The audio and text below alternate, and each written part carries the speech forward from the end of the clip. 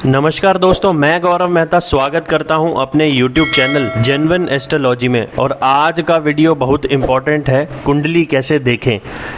दोस्तों, इस पे ये मेरा दूसरा वीडियो है और अगर अभी तक आपने मेरा इससे पहले वाला वीडियो नहीं देखा है तो उसको जा कर के ज़रूर देखना, क्योंकि ये एक सीक्वेंस में बनाया जा रहा है और वो वीडियो देखने के बाद आप इसको आसानी से समझ पाएंगे। तो अभी तक अगर आपने चैनल को सब्सक्राइब नहीं किया है तो चैनल को सब्सक्राइब ज़रूर करें, ताकि ऐसी ज्ञानवर्धक वीडियो आप तक सबसे पहले पहुंचती रहे। आज का वीडियो बहुत ही इम्पॉर्टेंट है ज्योतिष पर, तो वीडियो को एंड तक ज़रूर देखिए और इसका लाभ उठाइए। चलिए दोस्तों, शुरुआत करते हैं। जैसा कि आप जानते हैं, ये राशियों का सीक्वेंस है जो कि फिक्स है। मेष, वृषभ, मिथुन, कर्क, सिंह, कन्या, तुला, वृश्चिक, धनु, मकर, कुंभ, मीन। ये 12 राशियां हैं और ये 12 राशियों के स्वामी हैं। मेष के मंगल, वृषभ के शुक्रदेव, मिथुन के बुधदेव, कर्क के चंद्र, सिंह सूर्य, कन्या बुध, तुला शुक्र, वृश्चिक के मंगलदेव, धनु के गुरुदेव, मकर के शनिदेव और कुंभ के शनिदेव, मीन के गुरुदेव बृहस्पति देव। तो जैसा कि मैंने आपको बताया भी था, ये राशियां आप देख सकते हैं, यहाँ पर 12 राशियां लिखी हुई हैं जो कि फिक्स है।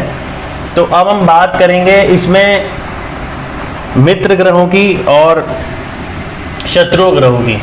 अब मैंने यहाँ पर लिखा हुआ है दोस्तों नैसर्गिक। तो ये नैसर्गिक क्या है मैं आपको बताता हूँ। ये नैसर्गिक का मतलब है कि आपस में इनकी जो जनरल जो नैसर्गिक मित्रता, यानी कि उसको आप ऐसे समझें कि इन जनरल ये जो ग्रह हैं आपस में ऐसा बिहेव करते हैं। तो मैं बता देता हूँ, जैसे देव ग्रह की लिस्ट है यहाँ पर, उसमें आप देख सकते हैं बृहस्पति देव, चंद्रदेव, सूर्यदेव, मंगलदेव। तो इनकी आपस में चारों की मित्रता है, बृहस्पति देव की, चंद्रदेव की, सूर्यदेव की और मंगलदेव की। अब हम बात कर लेते हैं दानव ग्रह की। तो यहाँ पर शुक्र, शनि, राहु और केतु, ये चारों आपस में मित्र हैं।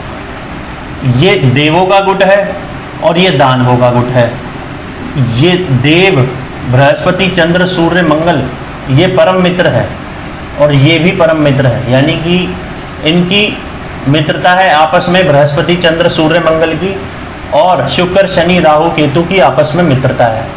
पर बुध जो है यहाँ पर आप देख सकते हैं, बुध की मित्रता बृहस्पति और चंद्रदेव से नहीं है, शत्रुता है। बुध की मित्रता किनसे है? तो दानवों का जो भी सारा गुट है, शुक्र, शनि, राहु, केतु, सबसे बुध की मित्रता है। और देव ग्रह में सिर्फ 2 ही ऐसे ग्रह हैं जिनसे बुध देव की मित्रता है, वो है सूर्य देव और मंगल देव। ठीक है, तो इससे आपको क्या समझना है? देखो, इस गुट के साथ में कभी नहीं बनेगी। यानी कि बृहस्पति अगर शुक्र देव के साथ में किसी भी भाव में बैठ जाए तो वो अच्छा नहीं है, नैसर्गिक तौर पर वो बिल्कुल अच्छा नहीं है। अब आपको समझना यहाँ पर ये है, जैसा कि मैंने आपको बताया, बुध देव जो हैं वो दानवों में सभी को मानते हैं, सभी के साथ में उनकी मित्रता है, और बृहस्पति और चंद्र से सिर्फ शत्रुता है, और सूर्य और मंगल से मित्रता है। और देव ग्रह का जितना भी ये है, बृहस्पति, चंद्र, सूर्य, मंगल, इनकी शत्रुता रहेगी हमेशा इनसे, शुक्र, शनि, राहु, केतु के साथ। जब भी देव ग्रह बैठेंगे तो वो नैसर्गिक शत्रु कहलाएंगे। तो अब हम बात कर लेते हैं, जैसा कि आप देख रहे हो, ये मेष लगन की कुंडली है। अब ये मेष लगन की कुंडली क्यों है? भाव तो ये पहला ही है, पर यहाँ पर नंबर सिर्फ 1 लिखा हुआ है, नंबर बदला है, भाव नहीं बदला। भाव पहला ही कहलाएगा, नंबर बदला है। नंबर मैंने 1 से समझाया आपको। तो 1 यहाँ पर 1 की जगह 2 भी हो सकता है, 5 भी हो सकता है। अगर 2 होगा तो वृषभ लगन की कुंडली हो जाएगी, वृषभ लिखा हुआ है ना यहाँ पर, तो वृषभ लगन की कुंडली हो जाएगी। 3 नंबर लिखा होगा तो मिथुन लगन की कुंडली हो जाएगी। यहाँ पर पहले भाव के अंदर 4 नंबर लिखा होगा तो ये कर्क लगन की कुंडली हो जाएगी। अगर यहाँ पे 5 नंबर लिखा होगा तो सिंह लगन की। ऐसे ही आप समझ सकते हैं 6 नंबर, यानी कि 6 नंबर कन्या राशि दिखाती है। तो इस लगन की कुंडली ऐसे बदलती है, भाव नहीं बदलता, भाव ये पहला ही रहता है। तो अब आपको समझना यह है कि मेष लगन में कौन से ग्रह योग कारक होते हैं और कौन से ग्रह मारक होते हैं, ये मैं आपको बता रहा हूँ। तो मेष लगन के अंदर मंगल, सूर्य, गुरु, ये आपस में ये योग कारक होते हैं मेष लगन के लिए। योग कारक का मतलब यह है इनकी महादशा, अंतरदशा, प्राण दशा, सूक्ष्म दशा, ये हमेशा मेष लगन की कुंडली में अच्छा ही फल देगी। तो अब मान लो यहाँ पर 1 नंबर लिखा हुआ है, और ये मैं आपको बता देता हूँ, चंद्रमा इस भाव में, ये इस भाव के मालिक होते हैं, चौथे भाव के, तो ये सम बनते हैं। ये ना ही अच्छे फल करते हैं ना ही बुरे फल करते हैं। वो क्यों, मैं आपको बता देता हूँ। ये योग कारक ग्रह कैसे बने ये भी बताऊंगा। ये योग कारक ग्रह ऐसे बनते हैं दोस्तों, क्योंकि आपको मैं बता देता हूँ, यहाँ से पहला भाव मंगल का है। अब आप यहाँ से काउंट करें 1 2 3 4 5, तो 5वें भाव में कौन सी नंबर की राशि आ रही है? 5 नंबर का स्वामी कौन है? सिंह। 5 नंबर की राशि सिंह है। सिंह का स्वामी कौन है? सूर्य। तो सूर्य देव को यहाँ पे त्रिकोण वाला भाव मिला दोस्तों। ये 5वां भाव होता है, ये 9वां भाव होता है। 5 6 7 8 9, हमेशा किसी भी लगन की कुंडली हो उसमें 5वें भाव का स्वामी, ये एक छोटा सा यूनिवर्सल नियम बता रहा हूँ मैं आपको। किसी भी लगन की कुंडली हो उसका 5वें भाव का स्वामी और 9वें भाव का स्वामी हमेशा अच्छा फल देगा कुंडली में, चाहे वो कहीं पर भी बैठा हो, कितना ही बुरा क्यों ना हो, पर वो अच्छा रिजल्ट देने के लिए बाध्य रहेगा। ठीक है, तो इसीलिए मंगल यहाँ पर योग कारक हो गया, क्योंकि लगनेश है, लगन कुंडली का हीरो होता है। दूसरे नंबर पर सूर्य क्योंकि त्रिकोण का स्वामी बना, तो सिंह राशि त्रिकोण का स्वामी बना, तो सूर्य यहाँ पर योग कारक, और गुरु यहाँ पर योग कारक क्योंकि वो भाग्य का स्वामी बन गया। और चंद्रमा सम क्यों हो गया? क्योंकि चंद्रमा को चौथा भाव मिला, सिर्फ एक ही शुभ भाव मिला है, दूसरा शुभ भाव नहीं मिला, इसलिए चंद्रमा यहाँ पर अकेला एक सम हो गया। यानी कि मंगल मेष लगन की कुंडली में चंद्रमा मीडियम मध्यम फल देगा। अब मेष लगन की कुंडली में मारक ग्रह कौन से होते हैं? तो शुक्र, बुध, शनि, राहु और केतु। अब ये कैसे बनते हैं?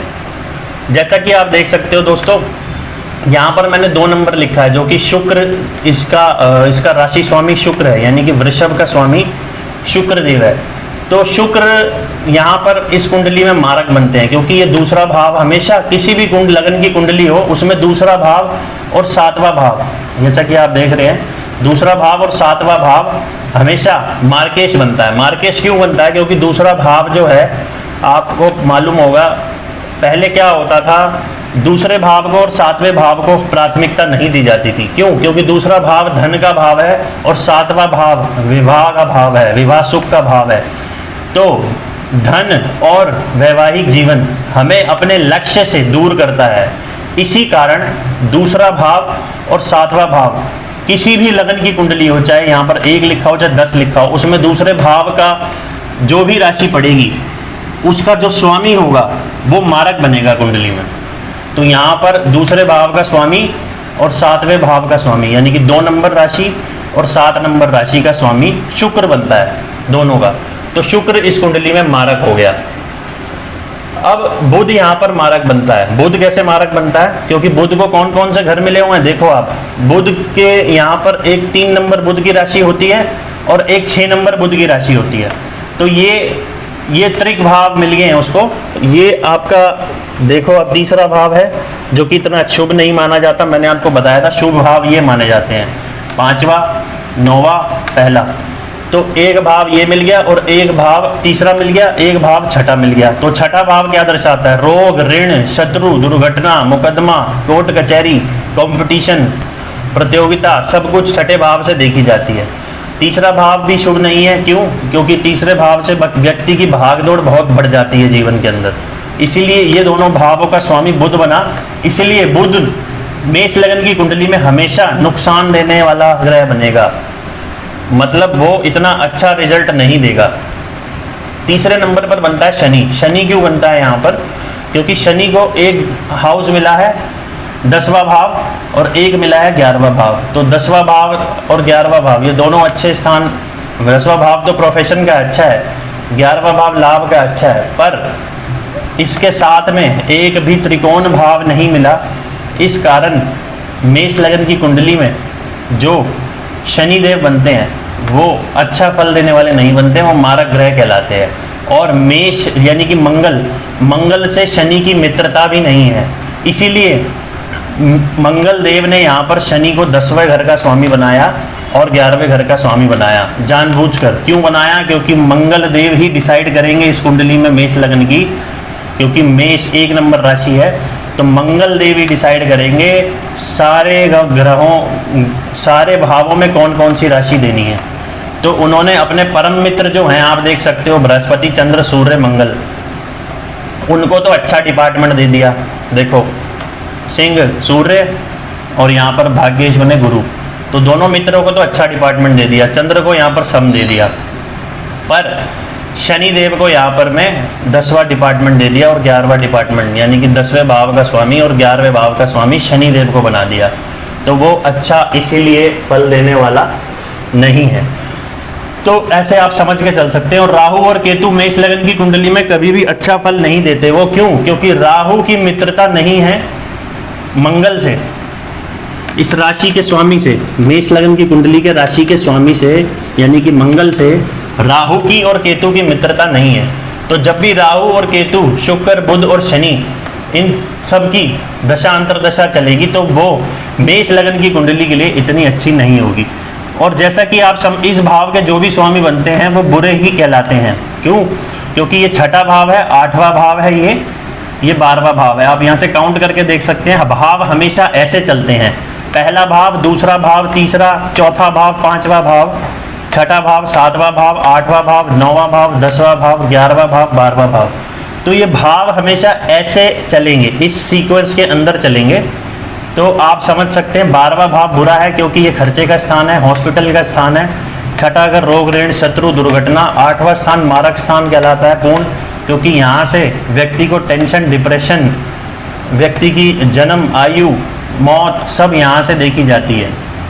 तो ये आप 8वां भाव अच्छा भी है, कुछ शुभता भी है, क्योंकि ये ऑकल्ट का भाव है, रिसर्च का भाव है, और ज्योतिष जो भी बनते हैं ज़्यादातर उनका 8वां भाव बली होता है। तो ये कुंडली के अंदर 8वां भाव बताता है कि आप ध्यान में जाएंगे, आप ज्योतिष बनेंगे, आप रिसर्च में जाएंगे, यहाँ 8वें भाव से देखती हैं। पर कुल मिलाकर 6ठा, 8वां, 12वां भाव कुंडली के मारक ग्रह होते हैं, इसलिए वो अच्छे नहीं बनते। तो यही मैं आपको समझाना चाह रहा था। अब मैंने जैसे एक एग्जांपल देता हूँ, जैसे मान के चलो मेष लग्न की कुंडली है और सूर्य 10वें भाव में बैठा हुआ है और मंगल 10वें भाव में बैठा हुआ है, यानी कि मेष राशि का स्वामी, यानी कि मेष लग्न की कुंडली का स्वामी ही 10वें घर में बैठ गया, तो ये एक बढ़िया राजयोग हो गया। और किसके साथ बैठ गया? सूर्य देव के साथ। तो सूर्य और मंगल दोनों की आपस में मित्रता है, दोनों की आपस में मित्रता है, तो ये राजयोग हो गया। जिस भी लगन की, अगर मेष लगन की कुंडली में 10वें भाव में सूर्य और मंगल दोनों साथ में युति करके बैठे हैं एक ही भाव में, 10वें भाव में, तो ये बहुत बड़ा राजयोग है। ये व्यक्ति जातक जहां पर भी जाएगा वो उसको मान सम्मान मिलेगा, कार्य क्षेत्र में मान सम्मान मिलेगा, ऊंचा पद प्राप्ति करेगा। क्यों? क्योंकि सूर्य लगन का स्वामी अपने मित्र ग्रह के साथ बैठ गया, मंगल के साथ। अगर मंगल यहाँ पर सूर्य की जगह शनि के साथ में बैठता, या राहु के साथ में, केतु के साथ में, या शुक्र के साथ में, तो वो ध्यान भटका देता अपने लक्ष्य से। क्योंकि 10वां घर हमारा लक्ष्य स्थान है, हमारा कर्म स्थान है, बहुत ही इंपॉर्टेंट हाउस है 10वां हाउस। तो यहाँ पर अगर मंगल सूर्य के साथ में है तो अच्छा फल देगा, चंद्रमा के साथ है अच्छा फल देगा, बृहस्पति के साथ है अच्छा फल देगा। ऐसे आप इसको समझ सकते हैं, क्योंकि मैंने आपको बताया बृहस्पति, चंद्र, सूर्य, मंगल की मित्रता है, और शनि, शुक्र, राहु और केतु की अगर इनके साथ में शत्रुता है तो मंगल की शत्रुता हो गई सभी से, शुक्र, शनि, राहु, केतु से। और ये नैसर्गिक, मैंने जो आपको बताया था, नैसर्गिक का मतलब यही है कि आपस में, ये तो नैसर्गिक, जनरल में तो ये ऐसे हैं ग्रह, पर यहाँ पर जो मेष लग्न की कुंडली में 5वें भाव का स्वामी बना और 9वें भाव का स्वामी बना, ये हो गया पंचमेश और भागेश। तो ये कुंडली में शुभ ग्रहों का, शुभ भावों का स्वामी बने, यानी कि सूर्य और बृहस्पति। तो इस कुंडली में ये पूर्ण योग कारक हो गए। तो दोस्तों ये मेरा समझाने का प्रयास था। तो वीडियो अगर आपको थोड़ा भी समझ में आया हो और जरा सा भी आपको वीडियो अगर अच्छा लगा हो तो चैनल को लाइक करें, शेयर करें और सब्सक्राइब करें ताकि ऐसी ज्ञानवर्धक वीडियो आप पर सबसे पहले पहुंचती रहे। धन्यवाद दोस्तों।